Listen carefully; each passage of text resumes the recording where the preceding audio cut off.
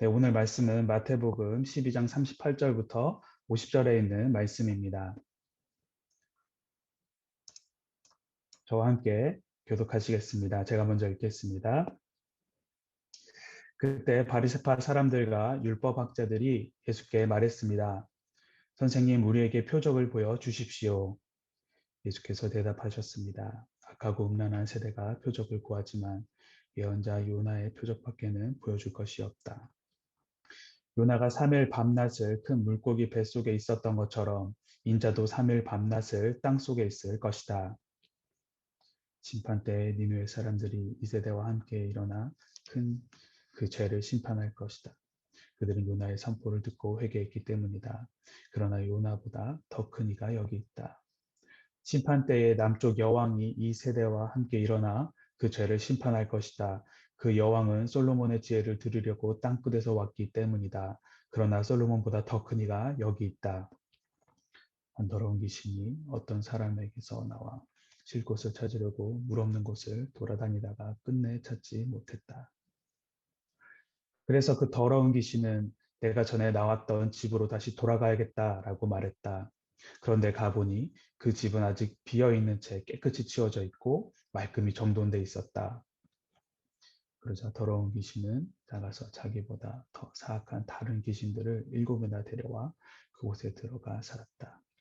그렇게 되면 그 사람의 마지막은 처음보다 훨씬 더 나빠질 것이다. 이 악한 세대에도 이렇게 될 것이다. 예수께서 사람들에게 여전히 말씀하고 계실 때 예수의 어머니와 형제들이 예수께 말하려고 밖에 서 있었습니다. 어떤 사람이 예수께 말했습니다. 보십시오. 선생님의 어머니와 형제들이 선생님께 드린 말씀이 있다며 밖에 서 있습니다. 예수께서 그에게 대답하셨습니다. 누가 내 어머니고 내 형제들이냐? 그리고 손을 내밀어 제자들을 가리키며 말씀하셨습니다. 보라, 내 어머니고 내 형제들이다. 50절 함께 읽겠습니다. 누구든지 하늘에 계신 내 아버지의 뜻을 행하는 사람이 내 형제요, 자매요, 어머니다. 아멘. 네, 오늘 말씀은 38절부터 45절까지의 표적을 구하는 자들에게 말씀하시는 그 예수님, 그리고 46절부터 50절까지의 영적 관계, 가족 관계에 대해서 말씀하시는 예수님, 이 두 가지 에피소드로 나눠볼 수가 있습니다. 먼저 38절부터 45절까지의 그 표적을 구하는 자들에 대해서 잠깐 먼저 살펴보면은 거듭 그 예수님의 건의에 도전을 하다가 예수님께 혼이 난 이 바리새파 사람들, 바리새인들이죠. 그들과 그리고 율법학자들은 이전과는 조금 다른 태도를 취하는 것처럼 보입니다. 그러면서 말하기를 선생님, 우리에게 표적을 보여주십시오 라고 이야기하죠. 그런데 여기서 말하는 것은 이들이 아주 그 겸손한 자세로 나가는 게 아니라 비록 앞에 선생님이라고는 하지만 선생님, 당신이 메시아면은 그것을 입증할 수 있는 표정을 보여달라라고 이야기를 하는 것입니다. 약간 조금 억지스러운 표정이죠. 그러면서 이 억지스러운 질문은 정말 터무니없는 질문이기도 합니다. 지금까지 그들은 예수님으로부터 정말 많은 이적들을 보았습니다. 그리고 천국 복음의 그 가르침을 통해서 예수님께서 그 메시아이심을 이미 다 보고 들었습니다. 그럼에도 이들은 예수님에 대해서 평가하기를 어제 말씀이죠. 24절에 뭐라고 평가했습니까? 귀신의 왕, 네, 바알세불의 힘을 빌렸다라고 이야기했습니다. 예수님이 귀신의 종이다라고 그들이 평가를 하였죠. 그렇기 때문에 오늘 말씀에서 이들이 지금 이야기하고 있는 표적을 보여달라라고 요구하는 것은 그것을 보고 당신이 메시아임을 내가 믿겠습니다라는 그 마음으로 이야기하는 것이 아니라 오히려 예수님을 모함하기 위한 그 악의에서 나온 절대 이자가 메시아일 리가 없다라는 그 불신으로 가득 찬 마음으로 요청을 하고 있는 것입니다. 이러한 그들의 의도를 간파하신 예수님께서는 39절 악하고 음란한 세대가 표적을 구하지만 예언자 요나의 표적밖에 보여줄 것이 없다라고 이야기하면서 그들의 요구를 거절하셨습니다. 이들의 그 요청에 그냥 한번 정말 멋지게, 정말 크게 물을 한번 갈라주신다든가 아니면 산을 옮기시는, 그러면서 내가 메시아야 라고 해도 괜찮을 법한데 왜 예수님께서는 이들에게 보여주시지, 이적을 보여주시지 않았을까요? 구약에서 우리들이 잘 알고 있는 내용처럼 구약에서 출 이집트 후에 이스라엘 백성들은 모세를 통해서 하나님의 많은 이적들을 보았습니다. 홍해가 갈리는 모습을 보았고 불기둥과 구름기둥의 인도함을 받았습니다. 그리고 만나와 메추라기를 먹고 이 40년 광야 기간 동안 정말 많은 것들을 체험을 하였죠. 이러한 하나님의 이적을 경험한 이스라엘 백성들, 그들이 진정으로 하나님을 신뢰하며 살아갔을까요? 만약 이들이 정말로 하나님께서 그 보여주신 수많은 이적으로 인해서 하나님을 진심으로 신뢰하였다면 아마 그들의 광야 기간은 40년이라는 그 기간이 아니었을 것입니다. 이들은 어떻습니까? 이스라엘 백성들은 때마다 하나님을 의심하고 하나님께 불평을 하였습니다. 이전 삶으로 돌아가고 싶다라고 하였죠. 그 어마어마한 그 수많은 이적들을 경험하였음에도 불구하고 그들 가운데 하나님이 살아계심은 정말로 그냥 그 순간적이었습니다. 왜 그런가? 그들 마음속에는 하나님을 향한 믿음이 없었기 때문입니다. 순간의 쇼와 같은 그냥 이벤트와 같다라고 생각을 했던 것 같습니다. 비록 지금 예수님께서 바리새인들과 이 율법학자들을 위해서 놀라운 표적을 그때 당시에 보여주신다고 해도 예수님을 향한 불신으로 가득 찬 이들은 출 이집트 후 광야에서의 그 이스라엘 백성들처럼 여전히 예수님에 대한 불신으로 인해서 예수님을 그냥 귀신의 힘을 빌렸다라고 비난하고 그 기적들을 예수님을 반대하는데 그 예수님을 비난하는데 사용하였을 것입니다.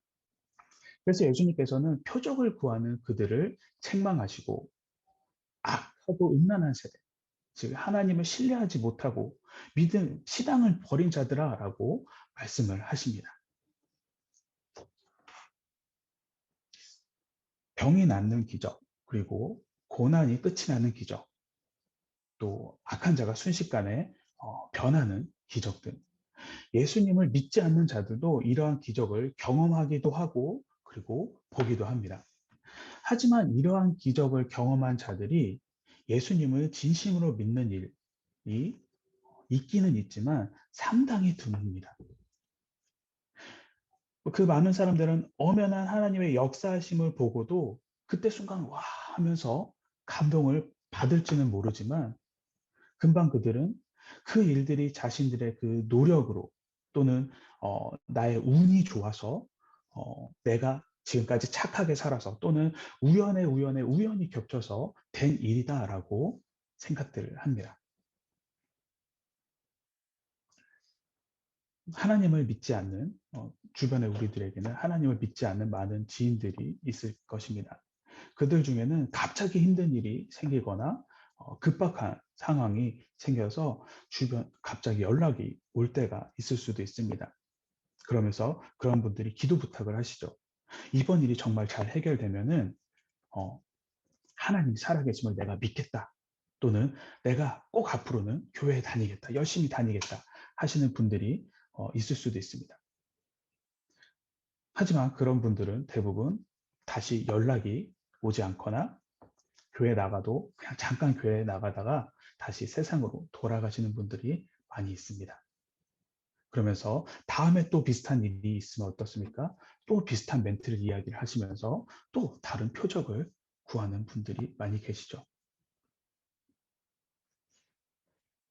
예수님께서 성경에서 우리에게 보여주신 이 이적과 기적들은 예수님의 전도의 한 부분이었고 이 기적들은 믿음의 성장이 필요한 사람들과 믿음의 확정이 필요한 사람들을 위해서 쓰여졌습니다. 그렇기 때문에 우리는 이 표적이 전부인 것처럼 신앙생활을 해서는 안 됩니다. 마치 배터리가 다 되면 움직이지 않는 제품들 같은 그 표적이 없이는 신앙이 죽어버린 그 표적이 기반이 된 신앙인이 되어서는 안 됩니다. 우리가 우리 삶 속에서 우리의 신앙생활의 그 기반으로 삼아야 하는 것은 하나님의 감동으로 기록되어져서 우리에게 영원한 생명을 주시고 예수님에 대해 증언을 하고 있는 이 성경, 하나님의 말씀을 우리의 신앙의 기반으로 우리는 삼아야만 합니다. 그렇게 할 때 주님을 향한 우리의 믿음이, 우리의 신앙이 더욱더 견고해질 것입니다. 하나님을 믿는 자를 위해서 베푸시는 표적을 우리가 체험하게 될 것입니다. 오늘 말씀에서 이 바리새파 사람들과 율법학자들이 예수님을 비난하고 정죄할 근거를 찾기 위해서 표적을 구할 때 예수님께서 요나의 표적밖에 보여줄 것이 없다라고 하셨습니다. 이 예수님께서 말씀하신 이 요나의 표적이란 요나가 행한 것이 아니라 요나의 그 관한 표적을 이야기를 하는 것입니다. 큰 물고기에 삼켜져 죽은 줄 알았던 요나가 그 물고기 뱃속에서 사흘 만에 온전하게 살아나고 하나님께서 그를 선지자로 세우신 그 표적입니다. 이러한 그 요나의 표적이 예수님께서 보여주신다는 그 표적이라고 될 수 있었던 것은 바로 요나가 십자가에서 죽으셨다가 사흘 만에 다시 부활하신 예수님을 예표하는 것이기 때문입니다. 즉 요나가 바다에 던져져 물고기 뱃속에 있다가 사흘 만에 다시 살아난 것처럼 예수님 또한 사흘 동안 무덤에 갇혀 있다가 부활하신 것. 이 모든 것이 바로 하나님의 사랑으로 이루어진 것이다. 이 사실이 사단에게 잡혀있던 그 타락한 자들에게 보여주시는 하나님의 유일한 은혜요, 표적이다라고 우리들에게 말씀을 하십니다. 그러면서 예수님께서 오늘 말씀 41절과 42절을 통해서 자신의 그 예표한 요나의 전도를 받고 회개한 그 니느웨 사람들과 그리고 예수님의 지혜의 그림자에 불과한 그 솔로몬의 지혜를 듣기 위해 찾아왔던 그 남쪽 여왕에 관한 말씀을 하십니다. 이 말씀을 통해서 예수님께서는 구원의 복음을 듣기를 거절한 이 바리새파 사람들과 그리고 율법학자들의 영적인 그 교만과 그 악한 태도를 책망하시면서 경고를 하십니다. 그러면서 동시에 이방인이 니느웨 사람들과 남쪽 여왕도 무엇이 진리이고 무엇이 복음인지를 알아서 찾아왔는데 이미 다 들은 너희들은 어떻게 말씀을 통해서 그리고 내가 여러 가지 이적들을 통해서 다 알려주고 가르쳐 주었는데 어떻게 모를 수가 있니라는 그런 안타까운 주님의 마음이 담겨져 있는 표현이기도 합니다. 그러면서 주님의 이러한 마음은 지금 이 시대를 살아가고 있는 우리들과 그리고 많은 매체들을 통해서 미디어를 통해서 수많은 방법들을 통해서 하나님과 그 하나님의 복음에 대해서 들어서 알고 있음에도 불구하고 변하지 않는 자들에게 전하는 메시지이기도 할 것입니다. 이런 바리새파 사람들과 율법학자들의 이 상태를 두고 예수님께서는 더러운 귀신이 나갔다가 7귀신이 들어간 자들이라고 말씀하시면서 이들을 책망하는 것을 마치십니다.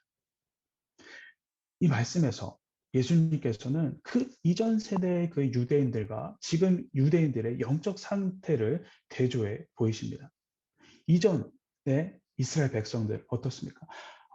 바벨론 포로에서 돌아왔을 때 그들은 우상숭배라는 더러운 귀신에 잡혀 있었지만 에스라 그리고 또는 느헤미야와 같은 사람들의 그 영적 각성 운동으로 인해서 그 귀신들이 그들에게서 다 나가게 하셨습니다. 깨끗게 하셨죠.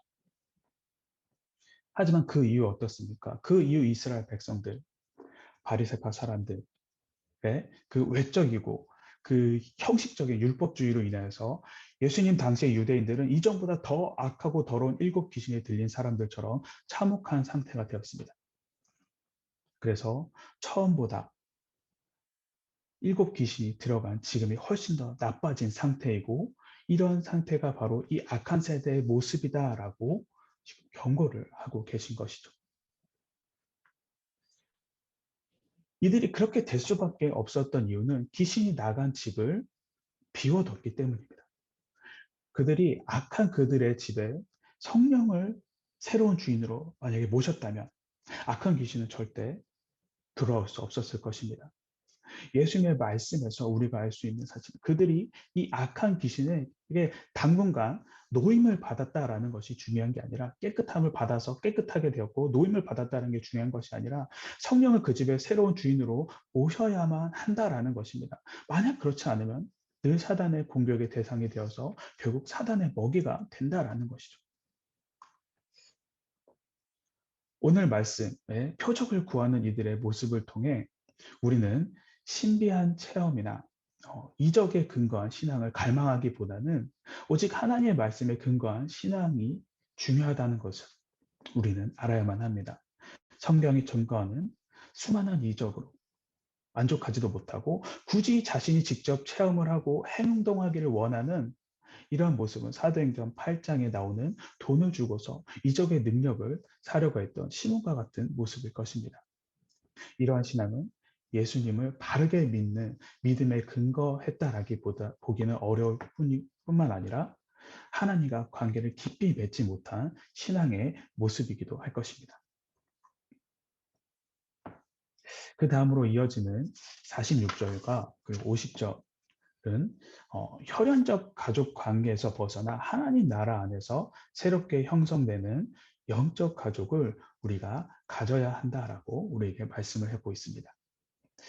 당시 종교 지도자들과 예수님 사이에 갈등이 심화되었고, 그래서 그들이 예수님이 바알세불의 종이 되었다, 귀신의 종이 되었다라는 헛소문을 내기 시작했죠. 그러자 예수님의 가족분들이 아마 많이 걱정이 되어서 예수님을 찾아왔던 것 같습니다.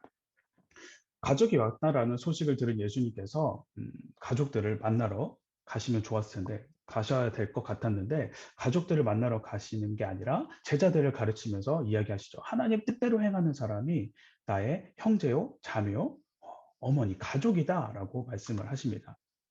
예수님께서 육신의 가족이 아니라 제자들, 그리고 함께 있는 자들을 가르치면서 나의 가족이다라고 말씀하셨다고 해서 이 예수님께서 혈연 가족 관계를 무시하셨다라고 오해를 하시면 안 될 것 같습니다. 예수님께서는 십자가에 달려 돌아가시는 그때에도 육신의 모친이신 마리아에 대해서 염려하고 배려를 잊지 않으셨던 분이셨습니다.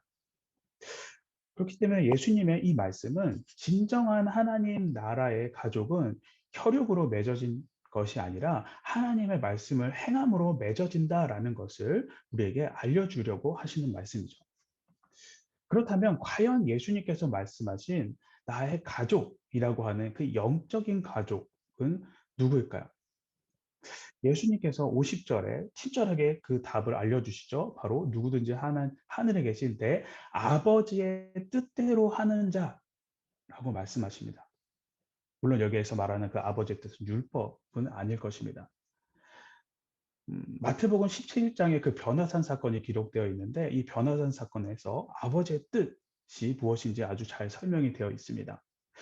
예수님의 변화산 사건, 예수님께서 모세와 엘리야와 함께 있는 모습을 보고 베드로가 이야기하죠. 예수님, 여기에 있는 것이 좋사오니 네, 여기에 초막셋을 짓겠습니다 라고 이야기를 하죠. 그때 하나님께서 말씀을 하십니다. 하나님께서 하나님 음성이 들리면서 이는 내 사랑하는 아들이다, 내가 기뻐하는 자니 너희는 그의 말을 들으라 라고 이야기하십니다. 여기서 말씀하신 이 들으라라고 하는 것은 정말 그냥 그 텍스트 말 그대로 그냥 듣기만 하는 것이 아닐 것입니다. 보내신 자를 믿고 말씀을 듣고 그리고 따르는 것이 바로 하나님의 뜻대로 하는 자. 하나님께서 하신 말씀을 믿고 순종하는 자가 바로 하나님의 뜻대로 하는 자입니다. 말씀에 기록된 하나님의 말씀을 따라서 예수 그리스도를 하나님의 아들로 구주로 믿는 믿음으로 그리스도의 한 식구가 된다라는 것을 우리가 잊어서는 안 될 것입니다. 하나님의 뜻을 따라 그리고 말씀을 따라 행하는 자의 모습, 즉 순종하는 자의 모습 가운데 우리가 갖춰져야 할 마음의 자세가 있습니다. 그것은 바로 예수님께서 그리고 하나님께서 우리를 향하여서 품으신 그 마음, 사랑의 마음을 우리 또한 가져야 할 것입니다. 그리스도와 같은 그 세계관, 가치관을 갖고 실천하는 삶, 하나님과 이웃을 내 몸처럼 사랑하라는 그리스도의 그 사상에 동행하는 삶, 그러한 모습, 이런 마음을 가지고 있다면은 우리는 예수님의 자녀이고 하나님의 가족입니다. 오늘 말씀 시작에 제가 오늘은 두 가지 에피소드로 나눠 볼 수 있다라고 말씀을 드렸습니다. 38절부터 시작되는 표적을 구하는 자, 그리고 46절부터 시작하는 영적인 가족. 이 두 사건은 같은 시기에 나온 것이긴 하지만 같은 사건에서 나온 것이 아니기 때문에 따로 분리해서 볼 수도 있습니다. 하지만 마태는 이 두 사건을 붙여서 우리들에게 전해주고 있습니다. 주제를 따라서 마태복음을 기록한 마태가 이 두 사건을 함께 기록한 이유, 그 이유는 표적을 구하는 자들을 통해서 믿음이 없이 표적만을 구하는 유대인들과는 달리 하나님의 말씀을 듣고 그 말씀을 통해 변화를 받아 회개가 이루어진다. 그래서 주님께 지혜를 구하는 자가 된다. 이들이 바로 요나의 표적, 즉 십자가를 통하여서 부활하신 예수님을 믿는 자다라는 것을 우리에게 알려주면서 이어지는 그 영적 과정을 통해서 이 회개하고 하나님의 지혜를 구하는 자들이 바로 누구냐? 하나님의 뜻을 아는 나의 진정한 가족이고 영적인 가족이다. 너희들이 이러한 사람이 되어야 한다라는 말씀을 오늘 말씀을 통해서 우리들에게 알려주고자 하는 것일 것입니다. 사랑하는 성도 여러분, 우리가 삶을 살아가면서 주님께서 살아계시다라는 것을 확인하고 싶은 마음이 생길 수가 있습니다. 그럴 때 그 마음 가운데 그 마음으로 주님의 표적을 구할 수 있을 것입니다. 그럴 때 우리가 필요한 것은 무엇입니까? 바로 주님께서 살아계시다라는 그 믿음이 우리 안에 있어야만 합니다. 그리고 그 믿음을 토대로 우리 삶 가운데 회개가 일어나야 되고 주님의 뜻을 알고자 하는 마음과 알게 하신 그 하나님의 뜻에 순종하는 삶을 살아야만 합니다.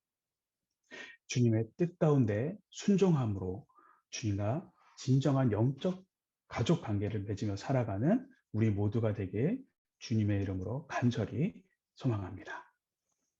지금 이 시간 우리 말씀을 가지고 함께 기도하도록 하겠습니다. 첫 번째, 눈에 보이는 표적만을 구하는 자가 아닌 말씀을 기반으로 하는 단단한 믿음을 가질 수 있도록 그래서 주님의 말씀에 반응하는 자가 되도록 함께 기도하겠습니다. 그리고 두 번째, 삶의 중심 가운데 주님을 나의 왕으로 모시고 주님만 내 삶의 주관자이심을 고백할 수 있도록 그리고 세 번째, 하나님의 뜻을 따라 순종하며 삶을 사는 진정한 하나님의 영적 가정이 될 수 있도록 이 세 가지 기도 제목을 가지고 지금 이 시간 우리 함께 기도하도록 하겠습니다.